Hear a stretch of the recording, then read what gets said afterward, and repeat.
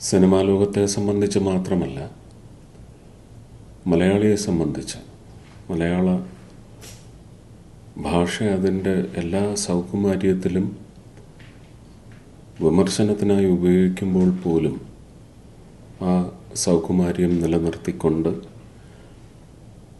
ജനങ്ങളുടെ ജീവിതത്തെ, അതിന് രാഷ്ട്രീയ നിയന്ത്രണമുണ്ടെങ്കിൽ ആ നിയന്ത്രണങ്ങളെല്ലാം ഒരുപക്ഷെ നേർവഴിക്ക് നയിക്കുന്നതിന്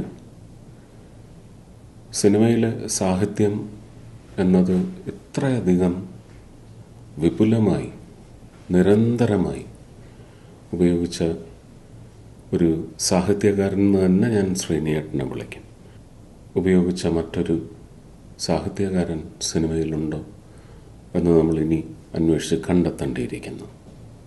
ഇതിൻ്റെ ഒരുപാട് വേരിയേഷൻസൊക്കെ നമ്മൾ അനുഭവത്തിലൂടെ ഒരുപാട് അറിവിലേക്കും സുഖത്തിലേക്കും ജ്ഞാനത്തിലേക്കും ഒക്കെ പകർന്നെടുത്തിട്ടുണ്ടാവാം. എങ്കിലും ശ്രീനിയേട്ടൻ്റെ അല്ലെങ്കിൽ ശ്രീനിവാസൻ എന്ന അദ്ദേഹത്തിൻ്റെ യാനത്തിലൂടെ, അത് സിനിമാ വേദിയിൽ എങ്കിൽ അങ്ങനെ വേറിട്ട ഒരു കാഴ്ചപ്പാട്, ഒരു ശുദ്ധീകരിച്ച കാഴ്ചപ്പാട് മലയാളിക്ക് നൽകുവാൻ അദ്ദേഹത്തിന് സാധിച്ചിട്ടുണ്ട്